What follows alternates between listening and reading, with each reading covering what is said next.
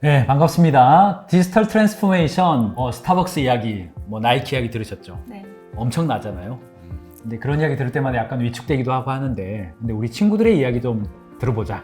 그래서 세 분의 특별한 현장 사례를 가지신 분들을 이 자리에 모셨습니다. 이번 주제가 디지털 전환. 네, 맞습니다. 그리고 전통 산업의 어떤 그런 기업들의 디지털 전환의 사례를 오늘 나눠주시기 위해서 나오셨죠? 네, 그렇습니다. 네. 굉장히 자신감 있어 보이는 그런 표정이네요. 아, 어쨌든 그 중소기업들, 특별히 언더백 기업, 스타트업, 특별히 IoT 회사가 아님에도 불구하고 어떤 방식으로 했는지 그런 사례를 친구들의 이야기 오늘 한번 좀 들어보겠습니다. 한번 이야기를 나눠보겠습니다. 김수진 연구원님. 네. 제가 먼저 나누고 싶은 이 기업은 이 종로에 위치한 다이아몬드 도매 유통 기업입니다. 여기도 전통적인 아주 비즈니스를 하고 있는 그 B2B 기업이거든요. 이 기업이 한 3, 4년 전부터 이 판매 채널을 이제 디지털로 이렇게 전환하기 위해서 준비하고 시도하고 확장하고 점점 더 이 흐름을 타서 성장하고 있는 기업입니다. 아마 종로에 다이아몬드 반지 맞추러 가보신 적 있으시죠? 그렇죠. 저 결혼할 때 한번 갔습니다. 네, 아마 거기 가보신 분들은 아시겠지만은 거의 분위기가 약간 동대문처럼 네, 맞습니다. 되게 막 그 건물 네, 안에 네. 이렇게 작은 막 매장들이 막 옹기종기 막 그렇죠. 모여 있거든요. 그래서 막 다이아몬드나 뭐 금이나 뭐 이런 보석들을 사려면은 막 매장에 막 이렇게 발품 팔아서 돌아다니거나 아니 조금 이제 아는 거래처 생기면은 이제 막 거기 막 전화하거나 뭐 카톡으로 막 상담하거나 막 문의하는 이런 형태로 그렇죠. 아주 전형적인 오프라인이 강자인 그런 시장입니다. 그래서 이 기업 같은 경우는 이제 아주 전통적으로 이제 오프라인 형태로 이제 비즈니스가 움직이다 보니까 이 거래처 이제 고객들 같은 경우는 이 직원들이 퇴근할 경우 뭐 저녁이나 주말이나 이럴 때는 이제 이 다이아몬드의 가격이나 뭐 상품이 뭐가 있는지 전혀 확인할 길이 없고 문의를 해도 문 닫으면 그거 알 수가 없죠. 전혀 알 수 없죠. 막 방문해도 문이 닫혀 있고. 아니, 그래서 거기 근무하시는 분들은 주말에도 핸드폰 2개 가지고 다녀요. 네. 계속 전화 받으 그냥. 주말에도 계속. 네.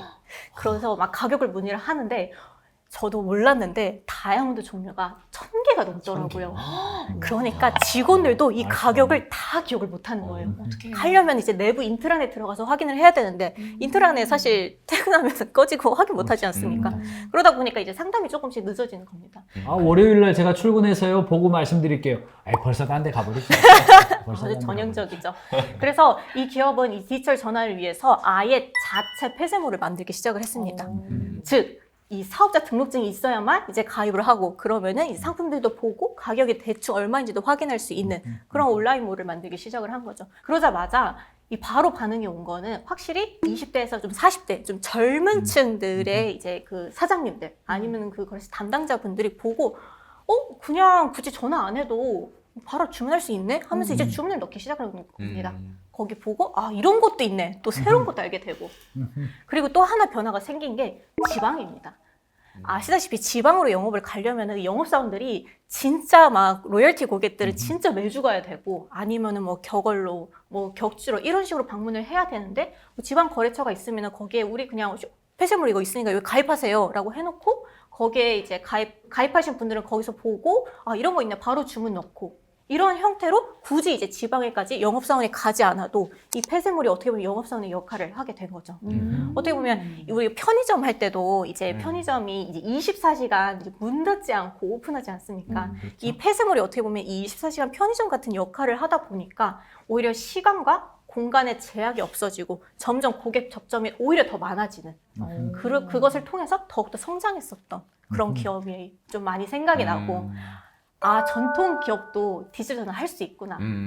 이 자신감을 얻을 수 있을 것 전통 같습니다. 기업이어도 기존 거래처들 중에서요. 이런 전환을 했을 때 환영하는 고객들을 보면요. 성장 의지가 높은 고객들. 한번 좀 해보겠다라고 마음먹은 고객들. 이런 고객들이 환영해요. 반대로 그런 성장 의지가 많지 않은 기업들은요. 아니 하던 방식으로 하지 왜 또 뭐 들어가서 아이디 입력하라고 그래 뭐 이런 게 있어요. 그런데 어느 쪽을 보느냐에 따라서 변화는 성공하고 실패하고 되는 것 같아요. 이게 뭐 과정상에서 어려움이 전혀 없지는 않았겠죠 아마. 그렇죠. 일단 가입자 수가 지금 몇 명이 됐든지 간에 처음에 환영합니다 라고 가입한 그 숫자 플러스 대중적으로 이쪽으로 다 이동해 가기까지는요 아마 저항이 많이 있을 거예요. 그런데 그것을 버텨내고 그 마케팅 수용성의 캐즘의 단계를 뛰어넘으면 그러니까 전체 시장의 한 15에서 20% 정도를 뛰어넘으면 이거 확 판도가 바뀝니다. 그러니까 여기 폐쇄몰에서 다이아몬드만 팔겠습니까 이제? 아니 거기에서 액세서리도 팔고 거기에서 여행 상품도 팔고 거기에서 사업을 잘하는 어떤 교육도 하고 아니 배민이 그렇게 넘어갔잖아요. 그런 방식으로 비즈니스의 확장성이 엄청나게 드러나는 기회가 아마 오지 않겠어요? 다이아몬드 산업은 굉장히 전통적으로 전통 산업이에요. 그렇죠. 그리고 이제 종로에 코로나 타격도 한번 왔어요. 그걸 성공적으로 전환하는 사례를 잘 말씀해 주신 것 같습니다. 다이아몬드 도매업이 바뀌었다면 안 바뀔 산업이 없어요. 이 본사 같은 경우는 일하는 방식에서 디지털 전환이 있었던 한 사례인데요. 기업의 다각화가 이루어졌다. 상품 경쟁력이 갖춰졌다는 면에서 디지털 전환은 앞으로 선택이 아닌 필수다.